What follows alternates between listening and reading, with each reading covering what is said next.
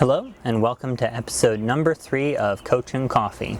If you don't have your coffee already, make sure you go and get some. I'm not here to drink it alone. You're supposed to be drinking along with me while we talk about awesome OCR things. So today's lesson, we're going to use this chair as an example. We're going to be talking about durability. This chair is over 100 years old. It comes from a camp that my wife's grandparents ran out in Wisconsin. Out in the freezing cold there. Freezing cold winters, wonderful summers by a lake. Don't think they have it in, well, I don't think their family has it anymore, so that's sad we can't go out there. But this chair is over 100 years old. Who knows how many thousands of butts have sat on this chair, and you know, it's traveled all the way over here to the East Coast and everything, so it's a very durable chair, a very strong chair. Aside from needing some new paint, it's in pretty solid shape. I'm sitting on one of them right now, so it still supports people. And you want to be like that chair. So we're going to talk about 3 different exercises you can start doing to improve your ability to be durable in the sport of OCR, but specifically for running, since OCR encompasses, like, you know, 85% running for courses or whatever. So the first exercise, glute bridges. People do them a lot.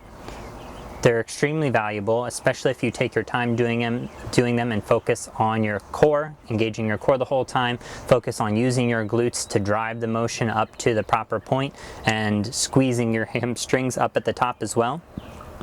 Phenomenal exercise, but where it's even better is where you do a slight variation, and instead of having both feet on the floor, you have one foot on the floor. So you're doing a single leg glute bridge.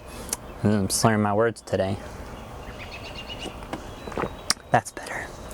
So single leg glute bridge, awesome exercise for hip stability. It's going to work a ton of hamstring, a ton of glute, and you're going to get a lot more stability on a single side than you would with both feet down on the floor. And that's extremely important for running, because every step you take in running, you're on one leg at a time. And if you don't have hip stability, if you don't have the proper glute strength, if you don't have hamstring strength, you're going to lose stability, and a lot of injuries happen from that. Lots of different injuries can happen. IT bands are very frequent, where you start having issues with that because your hip stability and glute strength isn't there. Another awesome exercise is walking lunges. A lot of people do stationary lunges, and they're a good exercise, but they're not ideal as far as mimicking the movement patterns that you're going to be doing while running. So on a stationary lunge, you step forward, your back foot stays in place, and then you come back to your original starting point, but your back foot never left its starting position. With walking lunges, you're taking steps forward as you go, so there is a point during the exercise when you're only on one leg at a time. And the more important part is getting used to having that load on the front foot, just like when you're running, and driving through that using your calves, your glutes, your quads, your hamstrings to push you forward into the next step, which is the same thing while you're running. So mimicking those movements, but the point of lunges is to strengthen the muscles for those types of movements. So your quads, your glutes, your hamstrings, all those different muscles are going to build a lot of strength. You'll also build up some ankle stability, assuming you're not holding on to any supports. And third exercise you should be doing to be durable like this chair is pistol squats. There's a lot of different ways you can do pistol squats. Traditionally, pistol squats are where you just drop down on one foot as low as you can possibly get. The goal being to get your butt to the ground pretty much, or as low as it can get without, you know, you falling over, and then coming back up without any supports. However, there's nothing wrong with using supports if you're not able to do a traditional pistol squat right now. So if you have a TRX, awesome way to learn and develop the muscles and the strength in the muscles for a pistol squat and for improving your running and building up better durability for running. So hold on to the TRX straps and then drop into that pistol squat.